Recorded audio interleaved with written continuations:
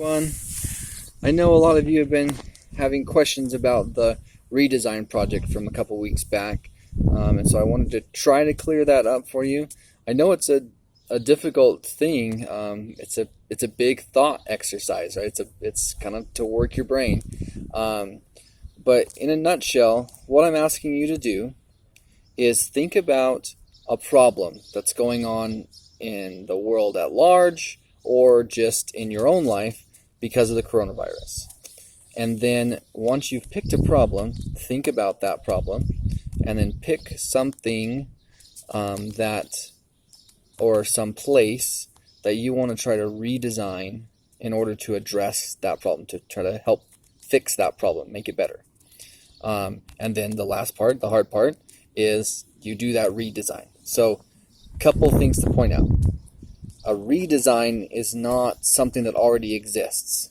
So I've had a couple people say, oh, well, because of the virus and whatnot, we need to all stand 6 feet apart.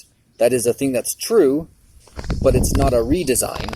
In fact, that's kind of the problem. The problem is we all have to stand 6 feet apart. And so you would want to think, what's something that I could redesign that would help people, right?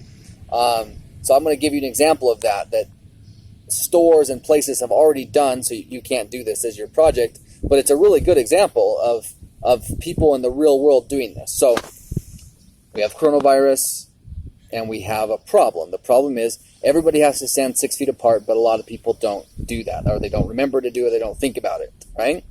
And so stores have redesigned their checkout aisles by putting tape on the ground and saying 6 feet apart. And so hopefully that visual reminder gets people to stand 6 feet apart. And that's a really simple thing that they've done to redesign that area to help fix that problem.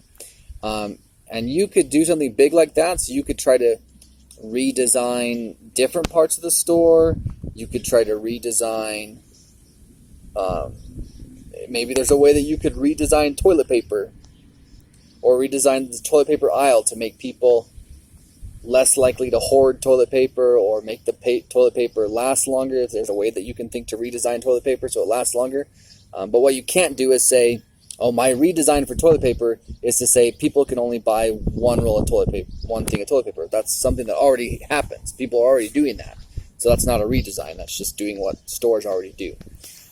But I would also encourage you to just look at your own lives and try to think of something more personal you could redesign, right? A lot of you are missing out on prom.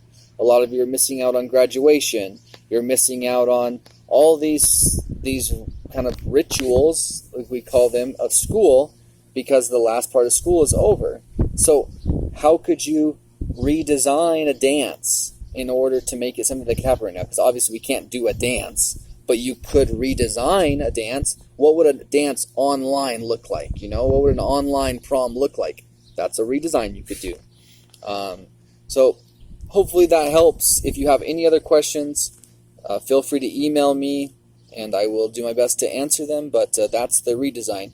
In the last couple seconds here, everyone was supposed to submit an initial idea. That was the week 1 work. And then I left comments on anybody who's turn it in, and you're supposed to read those comments, change your redesign based on my comments, and then resubmit it. So if you did the first draft, but you haven't resubmitted it, that's why you're missing that. If you haven't done the first draft, it's okay. Do it. I'll leave comments, and you can resubmit it. Okay? Go out.